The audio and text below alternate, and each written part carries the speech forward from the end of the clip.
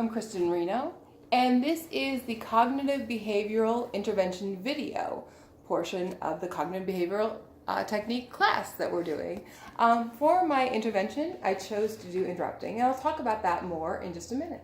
With me is my client, Robert. Robert is a 47-year-old married man who lives in Erie, Pennsylvania. Robert presented to my office with symptoms of anxiety, but no long-term or no history of mental health issues. He is currently experiencing some issues at his work where he's been placed in another position after some conversations with his management and issues with the people he directly worked for. So he's been placed in another position, which is not the original position he was hired for, and this has been producing anxiety. The part that I'll be working with is the interrupting part. So I'm going to start by introducing that to Robert.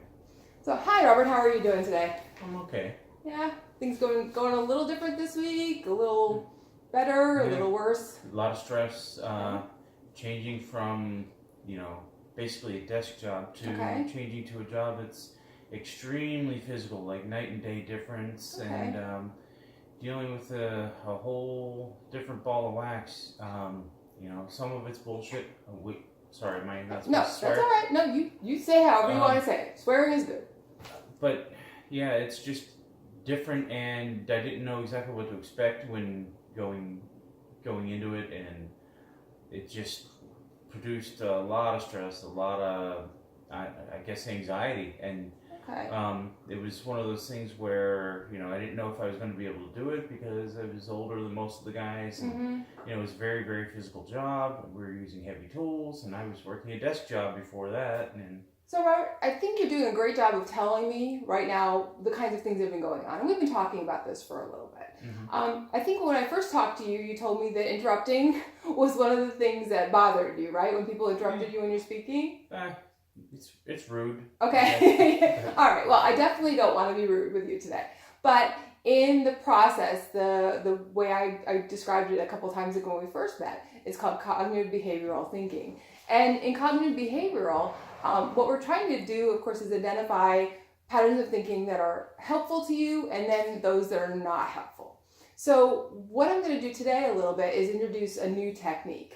All right? Does that sound like something that you're comfortable with? Sure. Okay, so this is really not interrupting as much as it's going to be pausing or freezing. Okay. The technique is called interrupting, but you're a football fan, right? Oh yeah. Eagles? Yes. Yeah, okay, Eagles. So this is not really, if we put it in football terms, this is not really throwing what's the yellow flag? Penalty marker. Penalty marker. Yeah, I'm a Bills fan, so you would think I would know that, right? Okay, so all teams. All right, yeah. So it's not really throwing the penalty marker. I'm not throwing the yellow flag as much as I'm just stopping, calling timeout, and we're just going to wind back. We're going to do the instant replay. And so we can kind of examine, what are you talking about? What are you saying? What words? And what are you thinking at that point too? So we can kind of figure out what kinds of thinking is helpful to you at this point, and maybe what kinds of things not helpful. Those are actually the pattern of cognitive behavioral. And I'm just going to be maybe your outside part, so we can start to really practice that. That's what this is really about, is practicing. So does that sound like something we can do? That's fine, yeah. Okay, so remember, this is not really, there's no yellow flags, okay, there's no penalty, there's no wrong. This is about kind of stopping so we can just roll back that replay and take another look. Okay. All right, so you were telling me about working with more physical labor and kind of being around larger heavy machinery. Heavy machinery. Running jackhammers and saw cutting concrete streets with the big, saw. It's like crazy stuff. Yeah, that sounds scary. It's dangerous, to be honest with you. Sure. You wear eye protection, wear ear protection, gloves, and there's like jackets, and we have tall waterproof boots for when we're in the hole, like when there's a main leak, and we're fixing that. But yeah, it's very, very, very different work than I'd ever been used to. And couple that with having to get a CDL driver's license, which I didn't have. Okay. Now, luckily for me, I was a volunteer firefighter for 11 years and drove Oh, big trucks, so that helped. But yeah, there's definitely a lot of anxiety when making the move. so you've gotten your CDL then? Yes, That sounds I like have. you got it. So you've done some things that you needed to do already. Right, and Okay. thankfully I was done within the time frame that I needed to. That was the load off my mind. All right. So it sounds like you've really accomplished a lot of the tasks that your work gave to you or challenged you with. I guess so. I mean, I guess I never really thought about it that way. It was kind of, all right, you got to do this, so I would get it done. Okay, now you have to do this, got it done. But, Yeah.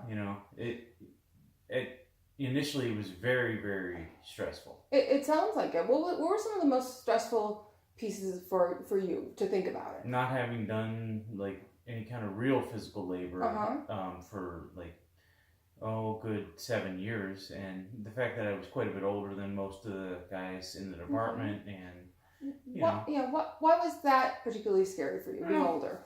because when you're older, you heal more slowly, Okay. and you might not have the energy level of somebody who's half your age. Okay. Well, let me stop you there though. Is that something that's happened? Have you had a significantly lower energy level than the other guys? Actually, no. I mean, there was even one guy I was working circles around who was half my age, so I guess it just turned out that motivation maybe was part of it, and learning the job, was very, very important, especially how to do it safely. Right. So it sounds, Robert, like you've really taken on this task, even though it seemed really scary for you. Oh, it was. But you seem like you've really embraced this challenge, and I'm wondering how much you stop to congratulate yourself, and make sure that you give yourself the positive reinforcement and the positive praise that you can. And we can talk about that in the next time we talk together. I guess I didn't really do any of that. Yeah, but that's something we can talk about next time if that's okay with you. Yeah, that's fine. So stuff I never really thought of. Yeah. So really, when we think about it, sometimes there aren't opportunities to interrupt, maybe to find kind of that cognitive dissonance or that kind of unhelpful thinking. I was looking for opportunities for Robert to say maybe, I thought I would die, or, those kind of big jumps. But if there wasn't that kind of thinking, maybe there are opportunities too to look for when a client or patient isn't recognizing their successes and recognizing their strengths. So I really chose this because I didn't think it would be helpful, but the more I thought about it, this is really about practicing that basic technique of cognitive behavioral thinking. I really think that this would be a key part of working with any client and any patient on cognitive behavioral and demonstrating to them exactly how it works. I think it helps to describe it to them in a way that's familiar and not scary to them, and in a way that helps them be able to use it better for themselves. Thank you so much. Have a good day.